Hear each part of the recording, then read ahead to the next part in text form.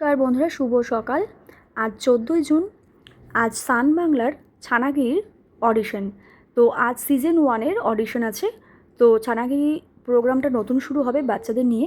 তো তার জন্য সকাল সকাল উঠে রান্নাবান্না সেরে তোমরা ভিডিওটা দেখতে থাকো, আর আমিও তার সাথে সাথে কিছু কথা তোমাদের সঙ্গে শেয়ার করে নিই।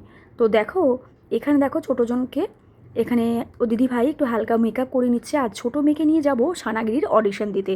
তো বড় মেয়ে আমি, আর ছোটো মেয়ে। তো বারাসাত অ্যাসোসিয়েশন অঞ্জলি জুয়েলার্সের বিপরীতে, তোমাদের তো জানোই অ্যাড্রেসটা, সেখানে এই মানে অডিশনটা হচ্ছে। তো তার জন্য দেখো সকাল সকাল এখানে সমস্ত সব গুছিয়ে রেখেছি, কী কী জামা কাপড় পরে বেরোবো। তো রান্নাবান্না সেরে গুছিয়ে নিয়েছি সবটাই। তারপরে দেখো এই যে এই ড্রেসটা বড় মেয়ে পরবে, আর ছোটো মেয়ে আমি শাড়ি পরে গিয়েছিলাম। তো এখানে দেখো রয়েছে ডকুমেন্টস, সাথে একটা ছাতা নিয়েছিলাম, কিছু পেন, ডকুমেন্টস, আঠা, যেগুলো আর কি ফটো যা যা নিতে বলা হয়েছিল ডকুমেন্টস, সেগুলো নিয়েছিলাম। এখানে কিছু কেক, বিস্কিট, আলুর চিপস, এই সমস্ত এই ব্রিটানিয়া 50-50 এই যা যা যা টুকটাক খাবার দাবার আমি অল্প কিছু নিয়ে নিয়েছিলাম। ছোটো মেয়েকে হালকা মেকআপ করিয়ে বেরিয়ে পড়বো। তো যেহেতু 10টা থেকে বিকেল 4টে পর্যন্ত টাইম দেওয়া হয়েছে ছানাগিরির অডিশনে। তো তোমরা বন্ধুরা যারা যারা অবশ্যই এই অডিশনে নেক্সটবার আবার আসবে, বা নেক্সট সময় যখন আবারও এই অডিশনের সুযোগ দেওয়া হবে, তোমরা অবশ্যই বলবো একটাই কথা, তোমরা অবশ্যই বন্ধুরা একটাই কথা, তোমরা সবসময় চেষ্টা করবে যে টাইম দেওয়া হবে তার থেকে 2 ঘন্টা আগে গিয়ে সেখানে, 2 ঘন্টা পারলে আরও বেশি আগে, তোমরা 2-3 ঘন্টা আগে গিয়ে সেই লাইন দেবে। কারণ আমি যে ভোগান্তিটা ভুগেছি তার কারণ সেরকম সমস্যা যেন আর কারোর এরকম না হয় নেক্সট টাইম। এই যে এইভাবে আমি ফার্স্ট টাইম এত লাইন দিয়ে অডিশন দেওয়ালাম মেয়েকে।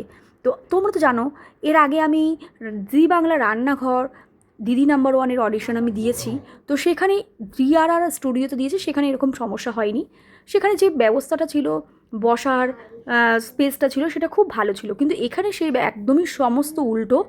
একদম বলা যায় যে এই ছোটো ছোটো বাচ্চা নিয়ে যে কত মানুষ দূর দূরান্ত থেকে, ক্যানিং, তারপরে আরও দূর দূরান্ত থেকে এসছে, সেই মানুষগুলো ছোটো ছোটো শিশু বাচ্চাদেরও নিয়ে এসছে, যে তাদের বাচ্চাদের শুধু অডিশন করাবে বলে। আর দেখো এখানে কোনো একটা ছাউনিরও ব্যবস্থা করা ছিল না। মাঝে মধ্যে ছাতা খুলছি, তারপরে মাঝে মধ্যে ছাতা বন্ধ করছি, প্রচুর লোক এখানে। আরে মানে এখানে বলা হয়েছিল 2টো পর্যন্ত এখানে ফর্ম দেওয়া হবে লাস্ট। তো তারপর দেখা যাচ্ছে আমি যে সকাল 9:40-এ বেরিয়েছি বন্ধুরা, তারপরে আমরা আমাদের ওখানে বাঙুর থেকে চলে এলাম বাসে করে 79B ধরে চলে এলাম বারাসাত অঞ্জলি জুয়েলার্সের সামনে।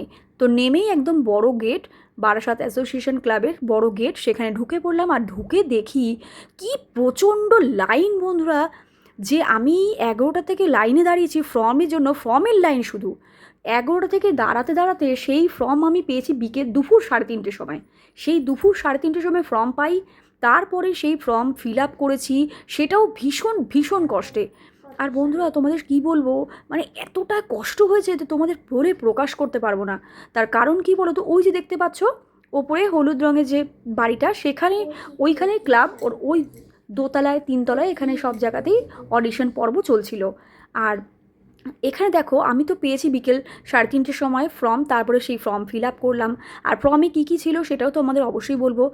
মানে ছানার নাম, মানে বাচ্চার নাম, বাচ্চা কোন ক্লাসে পড়ে, সেই বাচ্চার কোন ক্লাসে পড়ে, কোন স্কুলে পড়ে, হ্যাঁ, তারপরে এই সমস্ত বাচ্চা কী মানে এখানে ছানাগিরিতে আসতে গেলে আসার কিসের জন্য, মানে আপনি এই বাচ্চাকে নিয়ে এসছেন এখানে, তো এই ছানাগিরিতে অডিশন করতে কী জন্য নিয়ে এসছেন, সেই রকম ব্যাপার।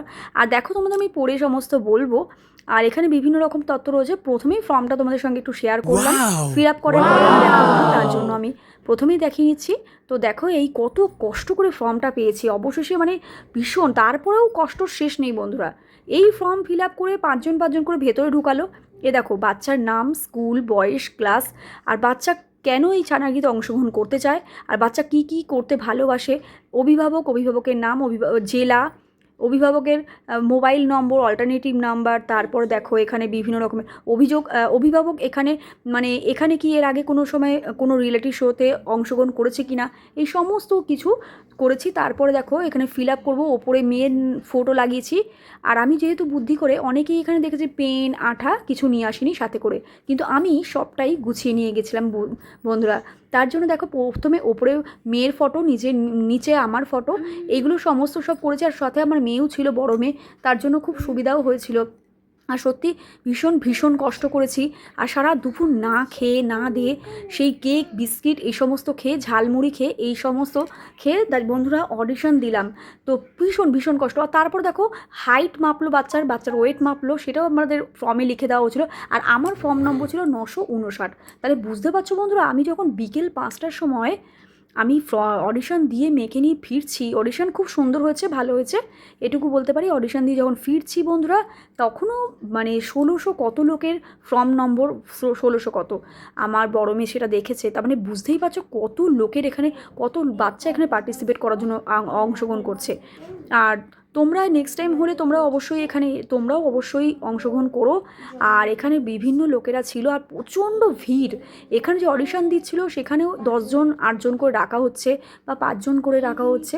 আর দেখো কিভাবে অবস্থা, দেখো আমাদের ঘেমে স্নান, আর যা প্রচণ্ড গরম। তারপরে দেখো আজকে যে অবস্থা, মানে সত্যি কথা। আর একটা কথা বন্ধুরা, অবশ্যই তোমরা জেনে শুনে যখনই আসবে কোনো অডিশন দিতে, অবশ্যই 2 ঘন্টা হাতে নিয়ে আসবে। তার কারণ তোমরা, এখন আমিও সেটাই বুঝে নিলাম যে এর আগে এই দেখো ফাইনালি আমাদের অডিশন কমপ্লিট হয়ে গেছে। খুব ভালো অডিশন দিয়েছে আমার মেয়ে। এখন জানি না সিলেকশন হবে কিনা, সেটা রাধা মাধবের উপর নির্ভর করছে, আর ওর পরীক্ষার উপর তো অবশ্যই। আর আমি তো ওর সামনেই ছিলাম, পরীক্ষা তো ঠিকঠাক মতন দিয়েছে, তবে জানি না। ওকে জিজ্ঞাসা করা হয়েছিল তোমার নিজের নাম কি, তুমি কোন ক্লাসে পড়ো, কোন স্কুলে পড়ো, আর তোমার ফ্রেন্ড আছে কি না, এই সমস্ত যেগুলো প্রশ্ন করা হয়েছিল। তো এবার বাড়ি ফেরার পালা, টাটা।